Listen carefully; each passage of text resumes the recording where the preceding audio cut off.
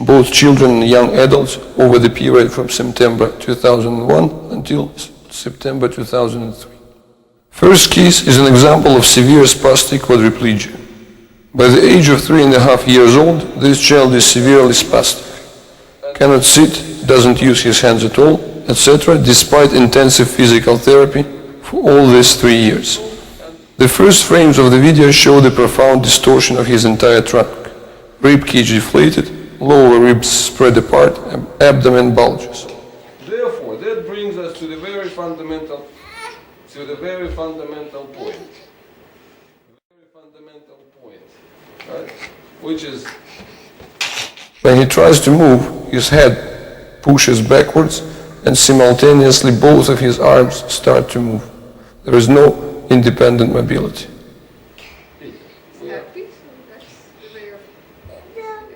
This flying test, when the child is supported by the chest, shows the absence of true head control and immediate collapse of the arms and legs. The child lands with his head down, unable to move it away or to produce any protective reactions with his arms.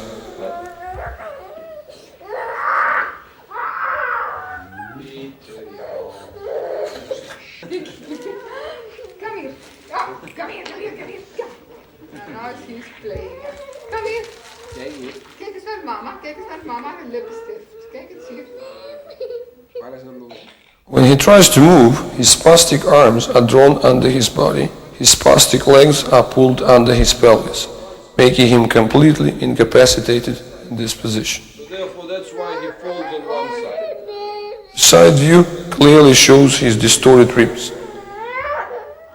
And the other thing that, when put in supported sitting, a boy takes a position that reminds of a shape of a letter C. His movements cause rigid extension of his body. As a result, his legs stiffen involuntarily and he slides. This sliding is a result of his inability to sit on the bottom of his pelvis. He contacts the surface with his sacrum instead. So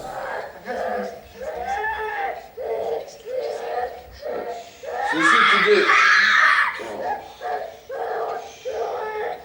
today you will be able to see that so far he's still sitting on his coccyx. Another view at sitting position shows a bulge of his weak abdomen and spread of his ribs. As a result, his legs are rigidly extended. We pay this special attention to the deformities and weaknesses of the trunk because the recovery of a normal structure of the neck, thorax, abdomen, pelvis is the key to ABR success in improvement of motor function. The middle abdomen and the lower abdomen.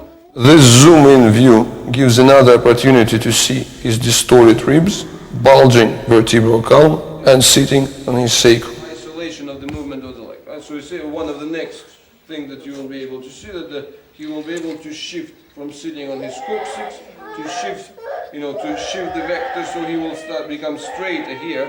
So today his pelvis is tilted backwards when he's. Observing the earlier video, some people would say that the boy is sitting poorly because he was upset and cried. This video shows him being relaxed. However, it is still very much clear that the sitting is impossible. Instead of rigid extension seen when he was crying, he just clasps and collapses forward. But when he tries to move, his rigid extension returns.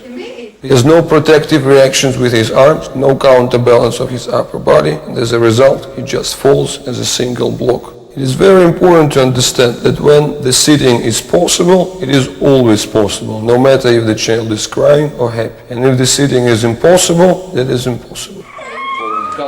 This view highlights once more his incapacitation when his chest is put in weight bearing. His arms and legs collapse, he has no control of the head. When put in the quadruped position, being on his knees and elbows, the boy is completely unable to move.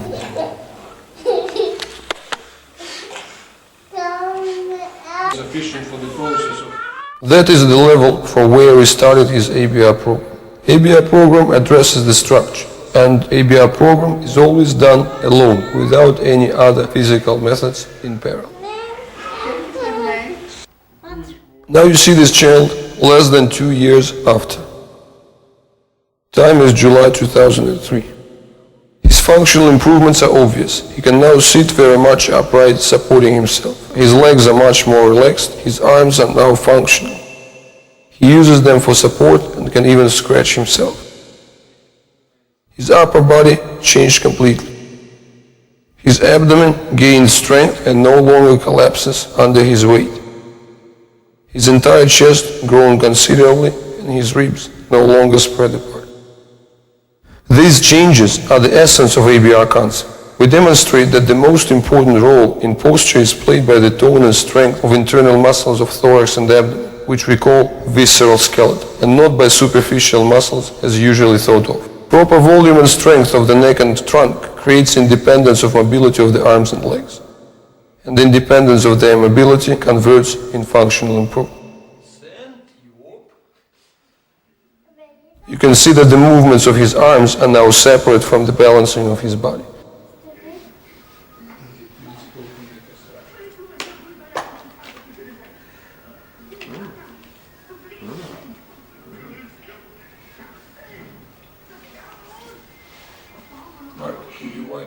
Obviously, his hands have a lot of room for further improvement, but the contrast is quite dramatic.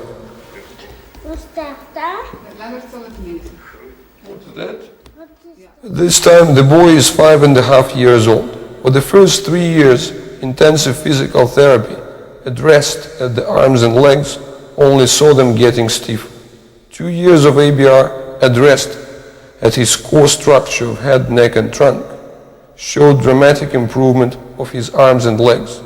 Amazingly, all this progress of his arms has been spontaneous. We never worked on them directly. That is the main message of ABR. Changing the structure of the head, neck and trunk brings automatic improvement in the structure and function of the arms and legs. Much more than when working on them directly, attempting to train function. That is very different from a classic concept when all the focus is on the arms and legs while the trunk, head and neck are neglected. We saw in the previous video that this boy was completely incapacitated when put on his knees and elbows. Today he can go up on his knees using his hands for support.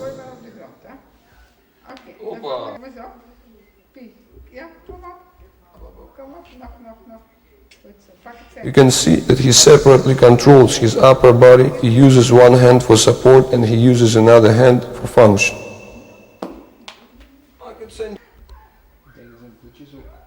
That's quite a dramatic contrast from simultaneous involuntary movements that he had less than 2 years before. Oh.